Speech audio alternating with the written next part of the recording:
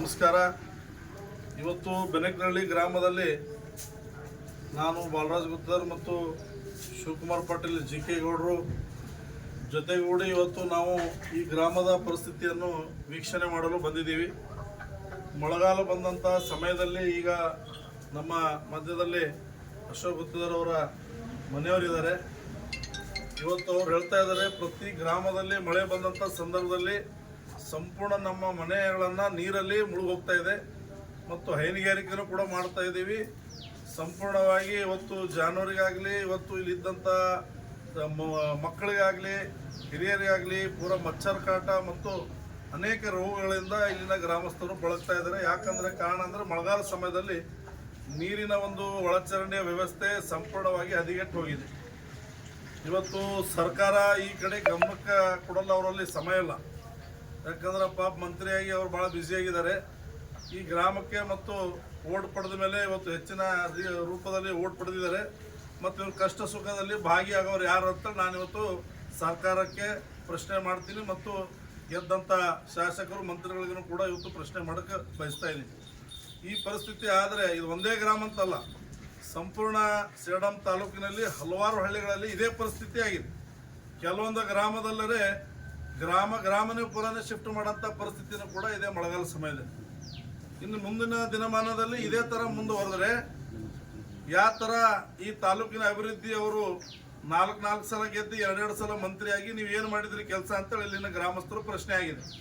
ಅದಕ್ಕಾಗಿಯೇ ಇವತ್ತು ನಮ್ಮ ಅಳವು ಮತ್ತು ಕೂಗಿಗೆ ಯಾರೂ ಕೂಡ ಬರ್ತಾ ಇಲ್ಲ ಅಂತ ಹೇಳಿದಾಗ, ಕರೆ ಮಾಡಿದಾಗ ನಾವು ಶೀಘ್ರದಲ್ಲಿ ಇಲ್ಲಿ ಬಂದು ಇದ್ರ ಬಗ್ಗೆ ನಾವು ಪರಿಶೀಲನೆ ಮಾಡಿ ಅಧಿಕಾರಿಗಳಿಗೂ ಕೂಡ ಏನು ಮಾಡಬೇಕು, PWD ಇಲಾಖೆ ಆಗಿರ್ಬೋದು, ಗ್ರಾಮ ಪಂಚಾಯತಿ ಆಗಿರ್ಬೋದು, ಯಾವುದೇ ಒಂದು ವ್ಯವಸ್ಥೆಗೆ ನಾವು ಕೂಡ ಸರ್ಕಾರಕ್ಕೆ ಏನೆಲ್ಲ ನೀವು ಮಾಡ್ಬೋದು, ಯಾಕೆ ಮಾಡ್ತಾ ಇಲ್ಲ ಅಂತ ಪ್ರಶ್ನೆ ಕೇಳಲು ಇವತ್ತು ನಾವು ಮತ್ತು ಹಿರಿಯರಾದ ನಮ್ಮ ಜಿಕೆ ಪಾಟೀಲ್ ಸಾಹೇಬರು ಇವತ್ತು ಖಂಡಿತವಾಗಿ ನಾವು ಇದ್ರ ಬಗ್ಗೆ ಆಗ್ರಹ ಮಾಡ್ತೀವಿ. ಮತ್ತು ಮುಂದಿನ ದಿನಮಾನದಲ್ಲಿ ಇದೇ ಥರ ಮುಂದುವರೆದರೆ ಖಂಡಿತವಾಗಿ ನಾವು ಉಗ್ರವಾದ ಪ್ರತಿಭಟನೆ ಗ್ರಾಮದ ಮೂಲಕ ಅಷ್ಟೇ ಅಲ್ಲ, ಸೇಡಂ ತಾಲೂಕಿನ ಸಂಪೂರ್ಣ ಇದೇ ಥರ ಹಳ್ಳಿಗಳಲ್ಲಿ ಎಲ್ಲೆಲ್ಲಿ ಯಾವ ರೀತಿ ಪರಿಸ್ಥಿತಿ ಇದೆ ಇಂಥವೆಲ್ಲ ವಿಷಯಗಳನ್ನು ಮನದಲ್ಲಿಟ್ಟುಕೊಂಡು ದೊಡ್ಡ ಮಟ್ಟದ ಹೋರಾಟ ಮಾಡಬೇಕಾಗತ್ತೆ. ರೈತರಿಗೆ ಈಗಾಗಲೇ ಹಲವಾರು ಇವತ್ತು ಮಳೆಗಳಿಂದ ಇವತ್ತು ಸಂಪೂರ್ಣ ಬೆಳೆ ಹಾನಿಯಾಗಿದೆ. ಬೆಳೆ ವಿಮೆನೂ ಕೂಡ ನೋಡ್ತಾ ಇದ್ರಿ, ಬರೀ 500, 600, 700 ಇಷ್ಟೇ ರೂಪಾಯಿ ಬರ್ತಾ ಇದೆ. ಕೇಳದ ಸರ್ಕಾರದಲ್ಲಿ ಯಾಕೆ ಹೆಚ್ಚು ಬಂತು, ಈಗ ಕಾಂಗ್ರೆಸ್ ಸರ್ಕಾರದಲ್ಲಿ ಯಾಕೆ ಹೆಚ್ಚು ಬರ್ತಾ ಇಲ್ಲ ಅಂತ ಪ್ರಶ್ನೆ ನಮ್ಮದಾಗಿದೆ. ಇವತ್ತು ವಿರೋಧ ಪಕ್ಷದಲ್ಲಿ ಇದ್ದೀವಿ ಅಂತ ಟೀಕೆ ಟಿಪ್ಪಣಿ ಮಾಡ್ತಾ ಇಲ್ಲ. ನೀವು ಮಾಡಿದ್ದ ಕೊಡುಗೆ ಏನಿದೆ ಸ್ವಾಮಿ, ನಾನು ಮಾಡಿದಂಥ ಡೆವಲಪ್ಮೆಂಟು ಯಾರೂ ಮಾಡಿಲ್ಲ ಕರ್ನಾಟಕದಲ್ಲಿ ಅಂತೇಳಿ ಇಲ್ಲಿನ ಮಂತ್ರಿಗಳು ಹೇಳ್ತಾರೆ. ಆ ಮಂತ್ರಿಗಳಿಗೆ ನಾವು ಕೆಲವೊಂದು ವಿಡಿಯೋಗಳು ಹಾಕ್ತೀವಿ, ತಾವು ದಯಮಾಡಿ ಆ ವಿಡಿಯೋಗಳನ್ನು ತೋರಿಸ್ರಿ, ಏನು ಡೆವಲಪ್ಮೆಂಟ್ ಮಾಡಿದ್ರು ಅಂತೇಳಿ ಜನರಿಗೆ ಅವರು ಉತ್ತರ ಕೊಡಲಿ.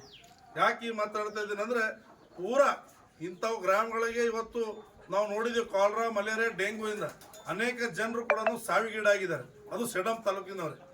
ಕಳೆದ 2-3 ವರ್ಷಗಳಿಂದ ನಾವು ನೋಡ್ತಾ ಇದ್ದೀವಿ.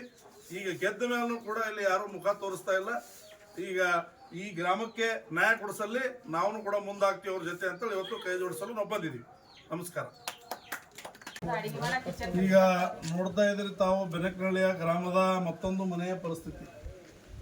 ಈ ಥರ ನೀರನ್ನು ಮನೆ ನುಗ್ಗೋ ಕಾರಣಕ್ಕಾಗಿ ಇವತ್ತು ಕಟ್ಟಡವನ್ನು ಮಾಡ್ಕೊಂಡು ಅವರ ರಕ್ಷಣೆಯನ್ನು ಮಾಡ್ಕೊಂತ ಪರಿಸ್ಥಿತಿ ಉದ್ಭವ ಆಗ್ತಾ ಇದೆ. 2 ಸಲ ಮಂತ್ರಿಯಾಗಿ 4 ಸಲ ಗೆದ್ದು ಶಾಸಕರಾಗಿ ಇಂಥ ಒಳ್ಳೆ ಕೆಲಸವನ್ನು ಮಾಡಿದ್ದು ಕೊಡುಗೆ ಈ ಗ್ರಾಮಕ್ಕಿದೆ ಅಂತೇಳಿ ಇವತ್ತು ತಮ್ಮ ಮೂಲಕ ನಾನು ಹೇಳಲು ಬಯಸ್ತಾ ಇದ್ದೀನಿ. ಇಂಥವು ಒಂದೇ ಹಳ್ಳಿ ಅಲ್ಲ, ಇಂಥವು ಹಲವಾರು 100 ಹಳ್ಳಿಗಳಲ್ಲಿ ಇದೇ ಪರಿಸ್ಥಿತಿಯಾಗಿದೆ. ಇವತ್ತು ಅಂಗನವಾಡಿನೂ ಕೂಡ ಇವತ್ತು ನಮ್ಮ ಎದುರುಗಡೆ ಇದೆ, ಅದನ್ನು ವೀಕ್ಷಣೆ ಮಾಡೋಕೆ ಬಂದಿದ್ದೀವಿ. ಅಂಗನವಾಡಿ ಕಿರಾಯ ಮನೆಯಲ್ಲಿ ಮಾಡ್ತಾ ಇದ್ದಾರೆ. ಅಂಗನವಾಡಿ ಕಟ್ಟಡ ಮಾತ್ರ ವರ್ಷಗಟ್ಟಲೆ ಇವತ್ತು ಇಲ್ಲೇ ನಿಂತೋಗಿದೆ. ಪೂರಾ ಸ್ವಾಹ ಮಾಡಿದ್ದಾರೆ, ತಿಂದಾಕಿದ್ದಾರೆ. ಇವತ್ತು ಮೊನ್ನೆ ಕೇಳದ ಸರ್ಕಾರ ಒಂದೇ ಸಲ ಗೆದ್ದಂಥ ರಾಜ್ಕುಮಾರ್ ಪಾಟೀಲ್ ಅವರ ಸರ್ಕಾರ, BJP ಸರ್ಕಾರದಿಂದ 26 ಲಕ್ಷ ಅನುದಾನ ಶಾಲೆಗೆ ಬಂದರೂ ಕೂಡ ನಾನು ಮಾಡಲಿ ನೀನು ಮಾಡಲಿ ಅಂತೇಳಿ ಅದನ್ನು ಕೂಡ ನುಂಗಗೋಸ್ಕರವಾಗಿ ಶಾಲೆ ಮಕ್ಕಳು ಇವತ್ತು ನೀರಲ್ಲಿ ಗೋಡೆ ಪೂರ ಶಿಳಿಕೆಯಾಗಿದೆ. ಈಗ ತಾನೇ ನಾವು ವೀಕ್ಷಣೆ ಮಾಡಿ ಬಂದಿದ್ದು ತಮಗೆ ಜಿಕೆ ಪಾಟೀಲ್ ಸಾಹೇಬರು ನಾವು ಇಬ್ಬರು ಮಾತಾಡಿದ್ವಿ. ಈ ಥರ ಪರಿಸ್ಥಿತಿ ಆದರೆ ಮುಂದಿನ ದಿನಮಾನದಲ್ಲಿ ಇಲ್ಲಿ ಗ್ರಾಮಸ್ಥರು ಹೇಗೆ ಬದುಕಬೇಕು?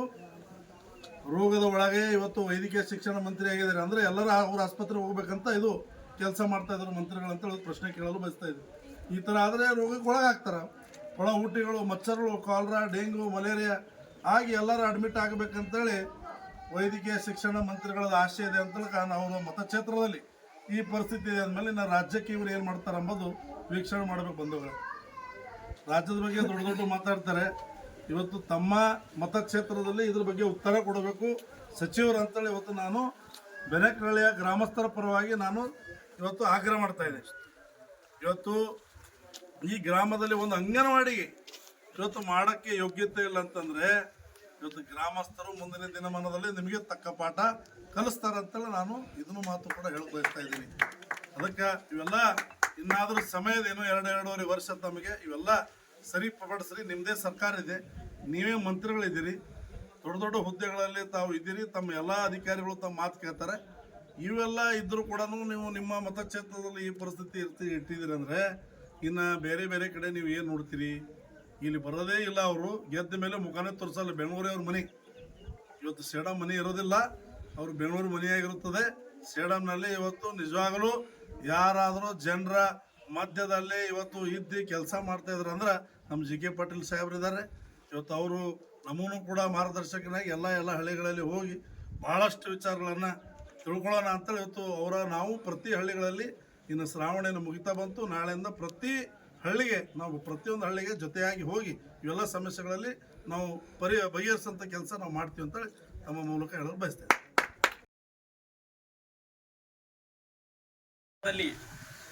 ಹಲವಾರು ವರ್ಷಗಳಿಂದ ಮಳೆಯಾದಾಗ ಈ ಭಾಗದ ಎಲ್ಲ ಮನೆಗಳು ಮತ್ತು ಶಾಲೆ ಮತ್ತು ದೇವಸ್ಥಾನಗಳು ಎಲ್ಲ ನೀರಲ್ಲಿ ಮುಳುಗುವಂತ ಆಗ್ತಾ ಇದೆ.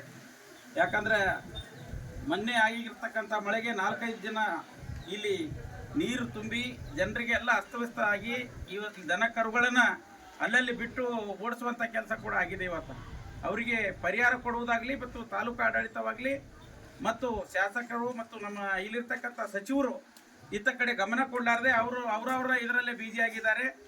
ಇವತ್ತು ಅವರೆಲ್ಲರಿಗೂ ಪರಿಹಾರ ಕೊಡುವಂಥ ವ್ಯವಸ್ಥೆ ಕೂಡ ಮಾಡಬೇಕು ಇವತ್ತು. ಯಾಕಂದರೆ ಹಿಂದಿನ ಸರ್ಕಾರ ಇದ್ದಾಗ ನಾವೆಲ್ಲ ಪರಿಹಾರ ಕೊಡಿಸುವಂಥ ವ್ಯವಸ್ಥೆ ನಾವು ಮಾಡಿದ್ದೆವು.